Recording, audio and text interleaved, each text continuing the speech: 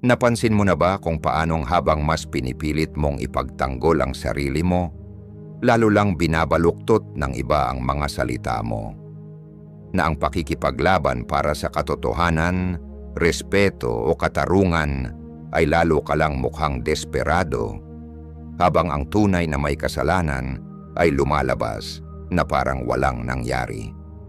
Pero paano kung sabihin ko sa iyo na sa sandaling tumigil ka sa pagpapaliwanag, sa paghabol, sa pag-react, si karma na ang kusang kikilos para sa iyo? Parang ahas na kinagat ang sarili niyang buntot.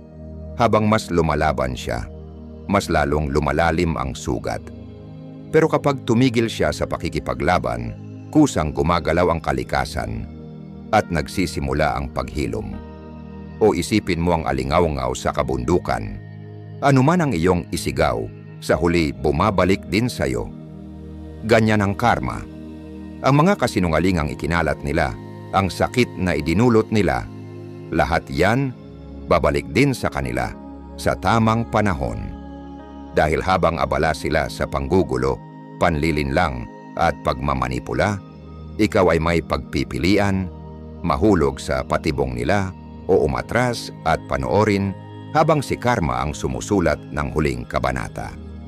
At kapag pinili mong manahimik, doon bumabalik sa kanila ang bigat ng sarili nilang mga ginawa. Doon lumalaban sa kanila ang sarili nilang enerhiya. Kaya kailan mo pipiliing umatras at hayaang si karma ang humawak sa mga bagay na hindi kayang tapusin ng kahit anong salita. Samahan mo ako dahil ang huli ay babago sa buong pananaw mo. Tara na't magsimula tayo. Number 1, kapag may nagsinungaling tungkol sa iyo. Pag-usapan natin ang isa sa mga pinakakainis na sitwasyon kapag may nagkakalat ng kasinungalingan tungkol sa iyo. Napakadalas na mahikayat kang lumaban, linisin ang pangalan mo, at tiyaking alam ng lahat ang katotohanan. Pero ito ang masakit na katotohanan. Ang pagtatanggol sa sarili laban sa mga kasinungalingan ay kadalasang nagdadala ng mas maraming drama.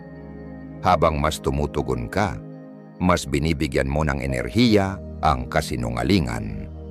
Habang mas nagpapaliwanag ka, mas nagsisimula ang ibang tao na magduda kahit wala naman silang pagdududa dati. Narito ang katotohanan. May mga tao na hindi talaga interesado sa totoo. Ang mahalaga sa kanila ay ang reaksyon mo. Ang taong nagsisinungaling tungkol sa iyo ay hindi naghahanap ng katotohanan. Naghahanap sila ng kontrol. Gusto nilang maguluhan ka. Gusto nilang maging emosyonal ka. Gusto nilang mahulog ka sa laban kung saan bawat kilos mo ay nagiging patunay na may bigat ang kasinungalingan. At kapag sumabak ka, nilalaro mo ang laro nila. Dito papasok ang karunungan ng Stoic. Sabi ni Marcus Aurelius, kung hindi tama, huwag gawin. Kung hindi totoo, huwag sabihin. Ito ang pamantayang dapat mong sundin. Pwedeng magsinungaling ang iba.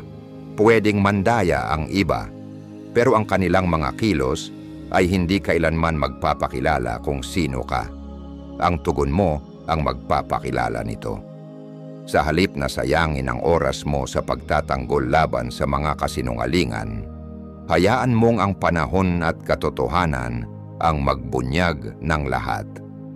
Dahil narito ang madalas kalimutan ng mga tao, ang mga kasinungalingan ay may taning, pero ang katotohanan ay walang hanggan. Hayaan kitang ikwento ito. Isang lalaki ang kilala ko. Tawagin natin siyang James.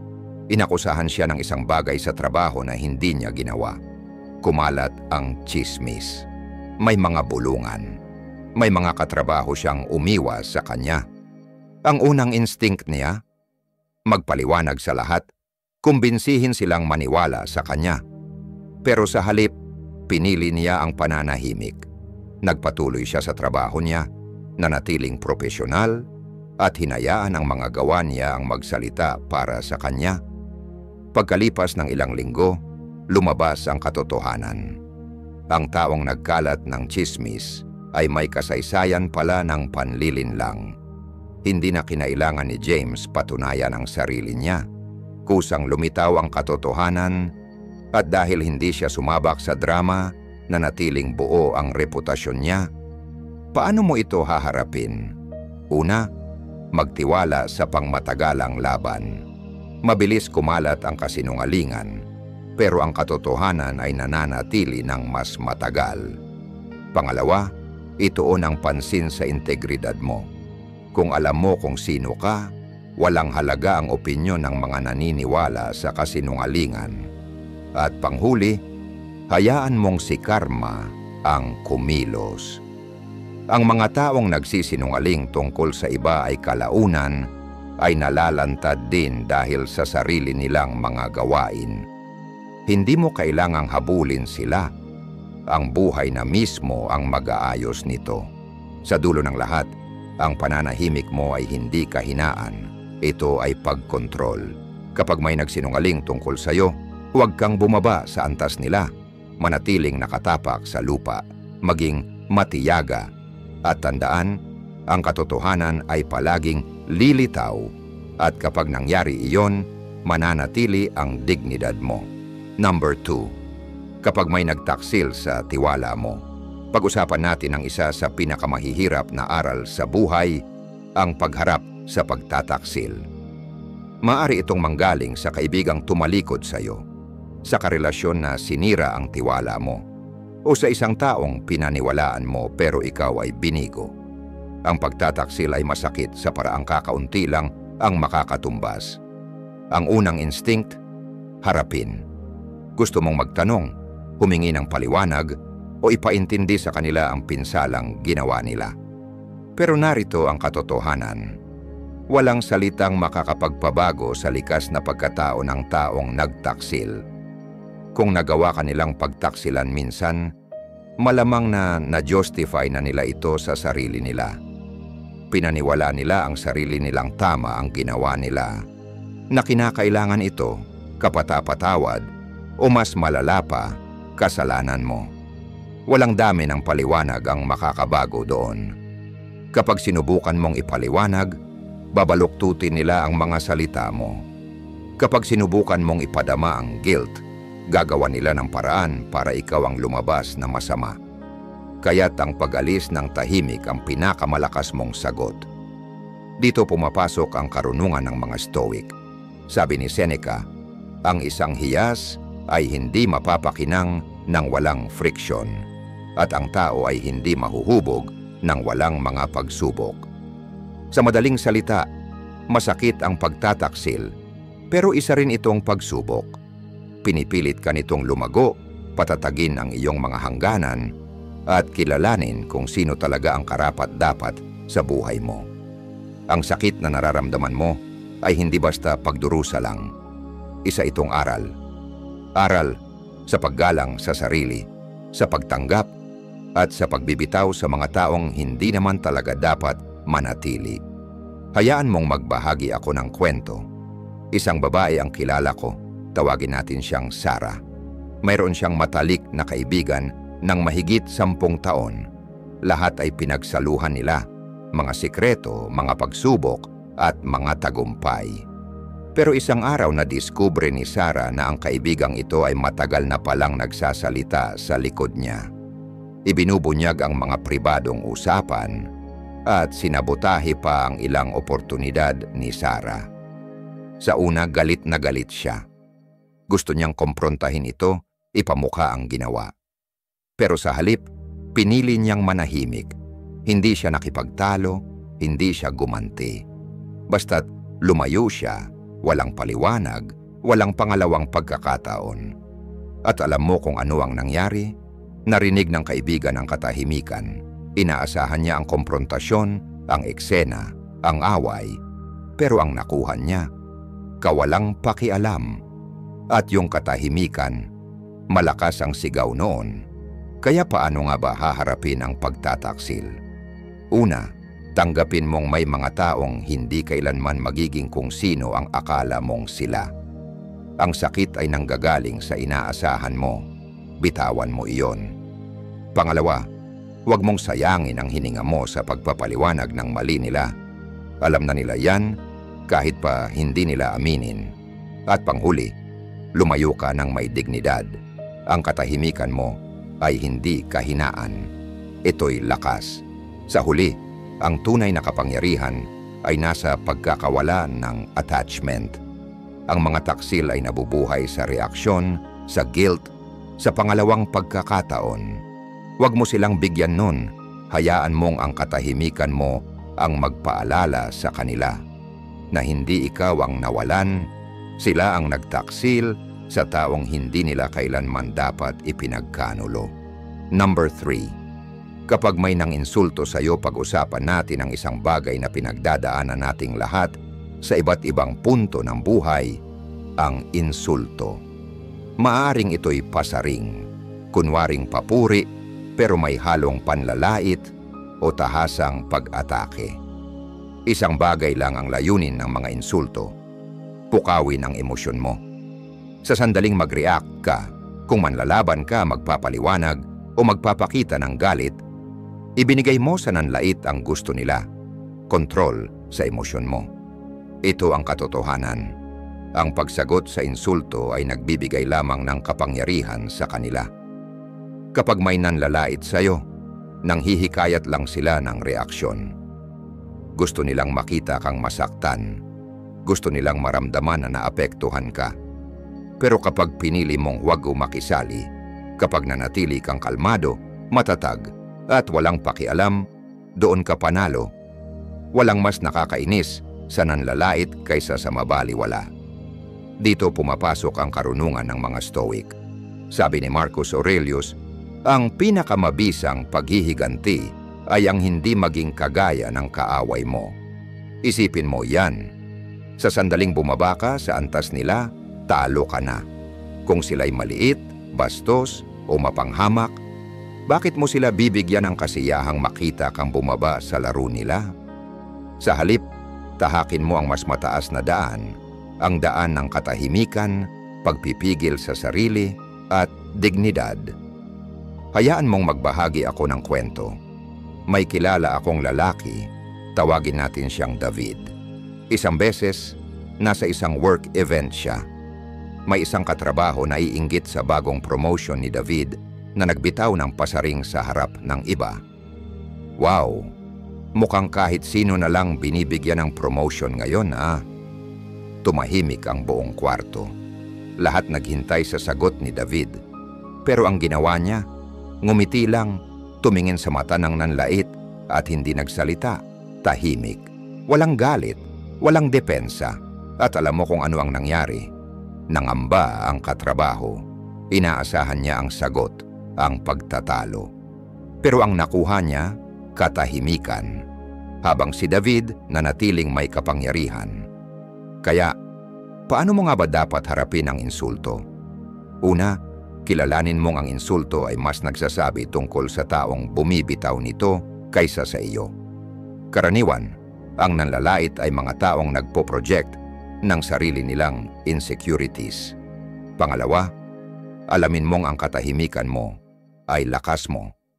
Sa hindi mo pag-react, pinapakita mong walang bigat ang salita nila sa mundo mo.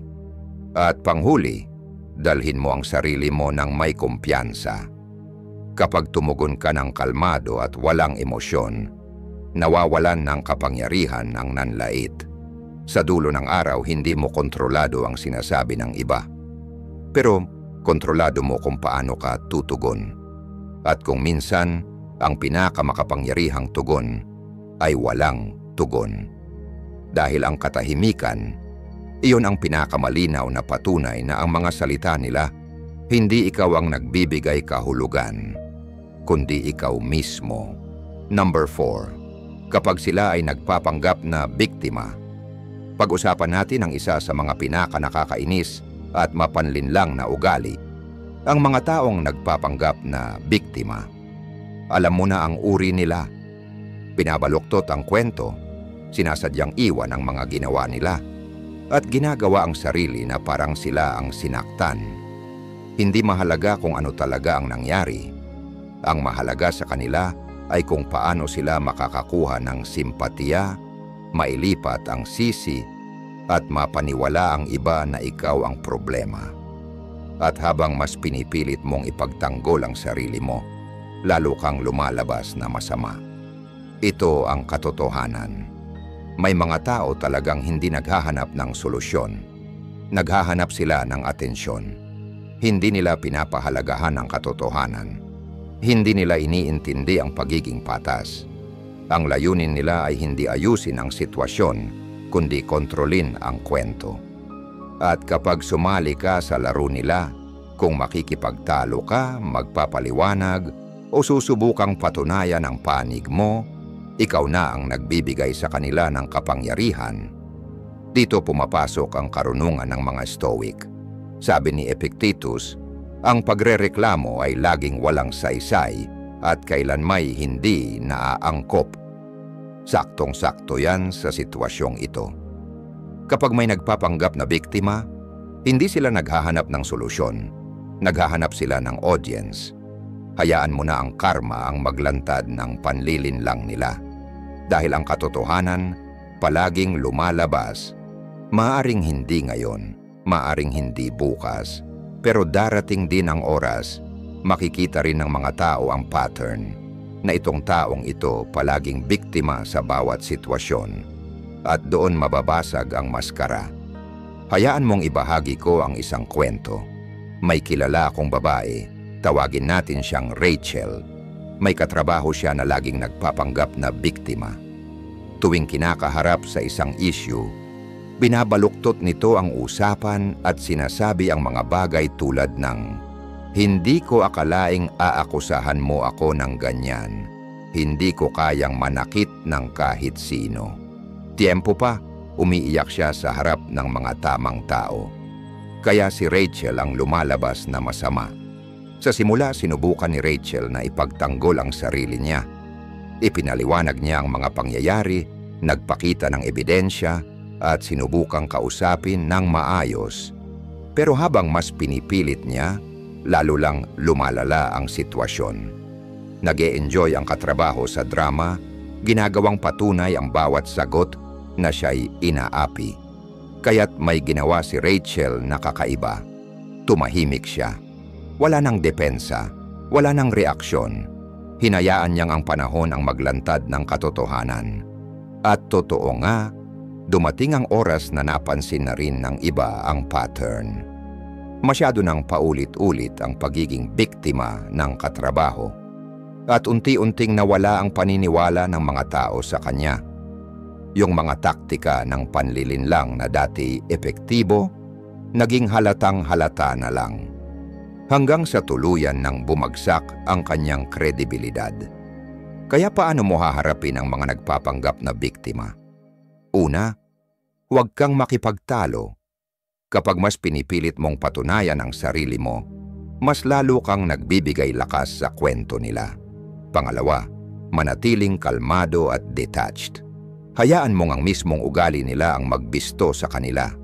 At panghuli, magtiwala ka sa karma. Ang mga taong paulit-ulit na nanlilinlang at binabaluktot ang katotohanan, darating ang araw, sila rin ang maglalantad sa sarili nila. Sa dulo ng lahat, ang katahimikan mo, ang kapangyarihan mo. Hayaan mo silang magsalita. Hayaan mong paikutin nila ang bersyon nila ng kwento. Hayaan mong laruin nila ang laro nila. Dahil sa huli, ang katotohanan ay hindi kailangang ipagtanggol. Ang oras mismo ang maglalantad nito para sa iyo. Number 5. Kapag binabalewala nila ang iyong halaga. Pag-usapan natin ang isa sa pinakamalupit ngunit pinakamahalagang aral sa buhay. Ang pagiging hindi pinapahalagahan.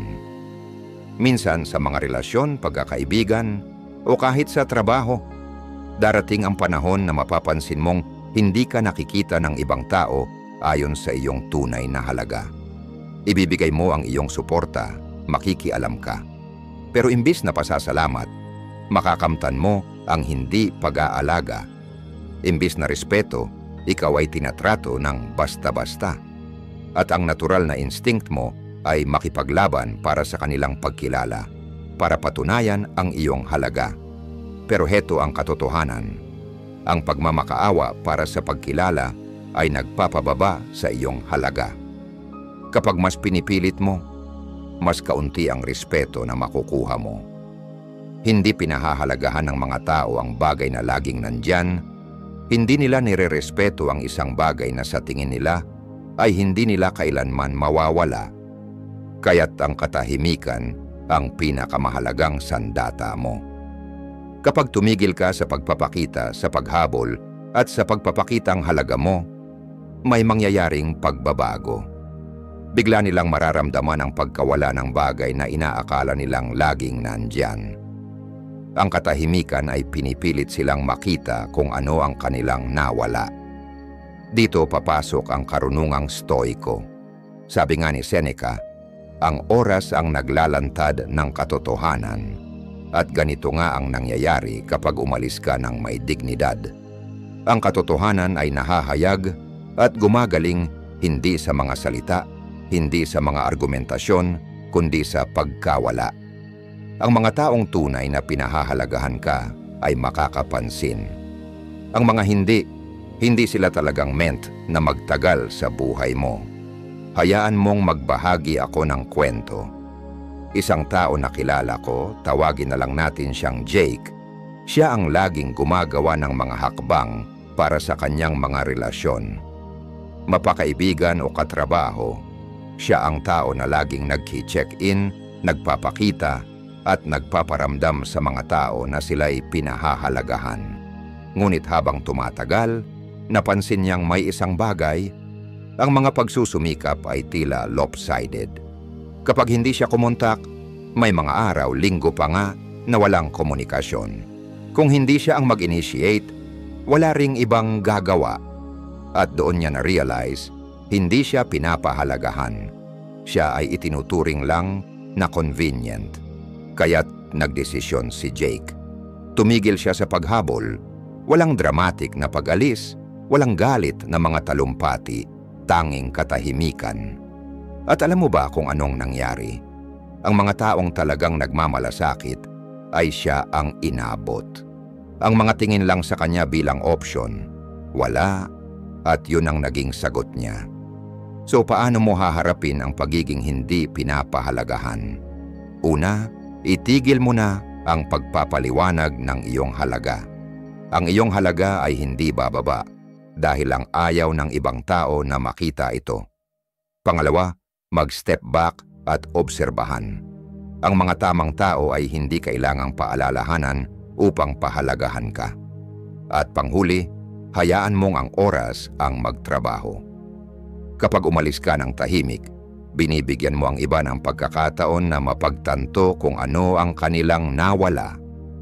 Sa huli, hindi mo kailangang magpatunay ng kahit ano sa sino man.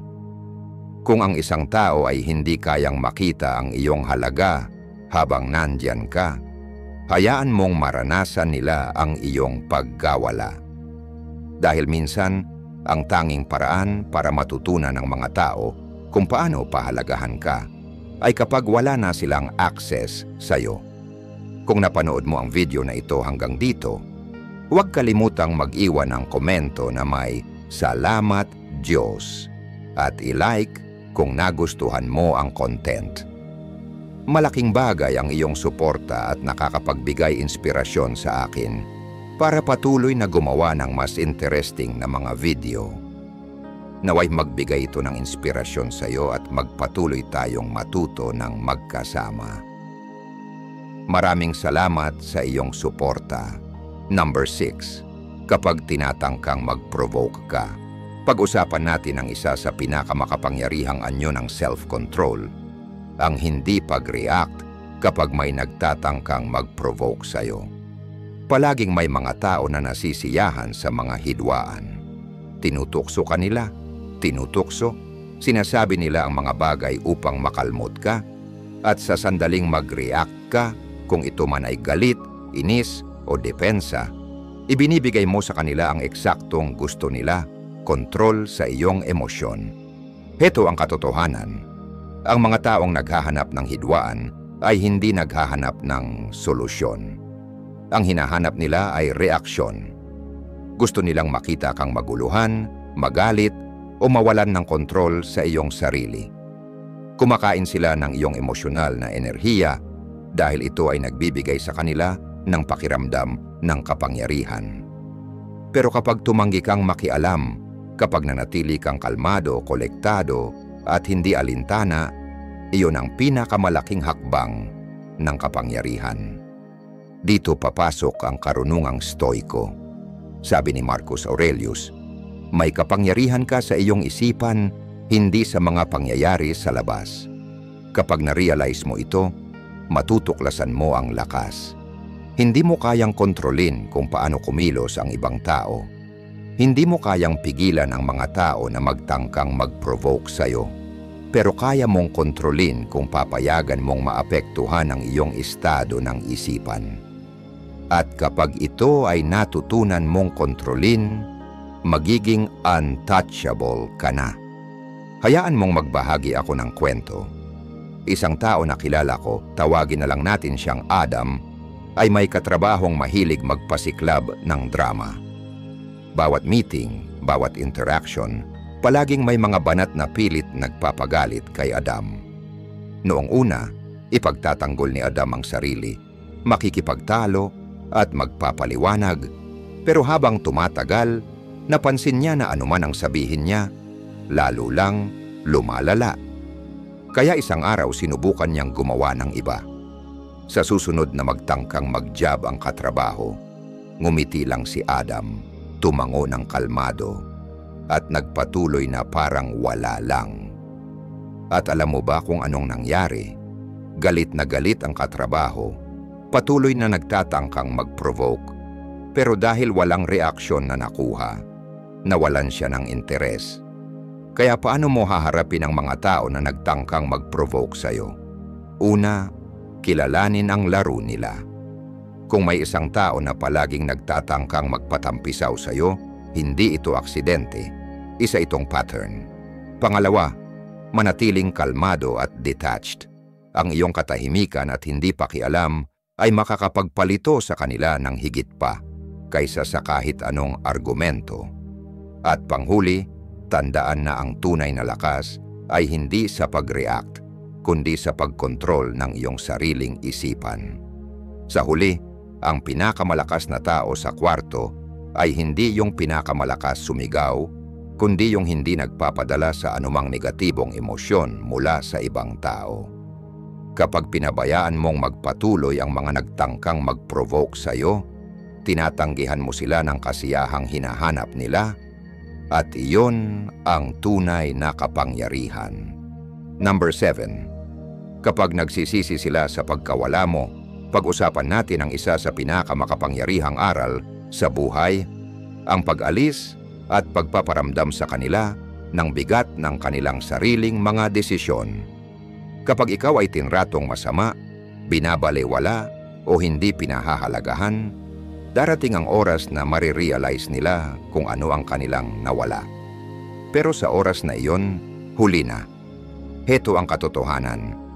Kung tunay na pinahalagahan ka ng isang tao, hindi sana nila inilagay ang sarili nila sa posisyon na mawalan ka. Hindi palaging nakikita ng mga tao ang iyong halaga kapag nandyan ka, kapag available ka, at kapag palaging naroroon ang iyong presensya. Pero sa sandaling ikaw ay nawala, ang katahimikan ay nagiging matinding tunog. Diyan pumapasok ang pagsisisi. Diyan nila muling naiisip ang bawat pagkakamali, bawat pagkakataon na sana ay ginawa nilang mas maganda ang sitwasyon. Kaya't ito ang dahilan kung bakit ang katahimikan ang pinakamahusay na tugon. Hindi mo kailangang makipagtalo, magpaliwanag, o ipaalala sa kanila kung ano ang kanilang nawala. Hayaan mong maranasan nila ang mga kahihinatnan. Hayaan mong maramdaman nila ang pagkawala ng isang bagay na dati nilang tinatamasa, ngunit hindi pinahalagahan. Dahil kapag tunay mong iniwan ng walang salita, walang pangalawang pagkakataon, walang maybe later energy, ang iyong pagkawala na ang magsasalita. Dito papasok ang karunungang stoiko. Sabi ni Epictetus, Walang tao ang malaya na hindi master ng kanyang sarili. Ibig sabihin, ang tunay na lakas ay hindi tungkol sa pagkontrol sa ibang tao, kundi sa pagkontrol sa sarili. Ito ay tungkol sa pagkakaroon ng disiplina na lumayo sa mga tao na hindi pinahalagahan ka at ang karunungan na huwag nang lumingon pa. Dahil ang tunay na kapangyarihan ay hindi nasa paghabol, kundi sa kaalaman kung kailan titigil sa pagbibigay ng enerhiya sa mga taong hindi karapat-dapat sa iyong pag-aalaga. Hayaan mong magbahagi ako ng kwento. Isang babae na kilala ko, tawagin na lang natin siyang Olivia, ay nasa isang long-term na relasyon kung saan laging pakiramdam niya ay hindi siya pinahahalagahan. Ibibigay niya ang lahat, oras, pagmamahal, suporta. Pero ang kanyang partner, tinatanggap na lang lahat yon nang walang pagpapahalaga. Inisip niyang palaging nandoon si Olivia hanggang sa isang araw, hindi na siya nandyan. Hindi nagalit si Olivia, hindi nagmakaawa, hindi nagbanta.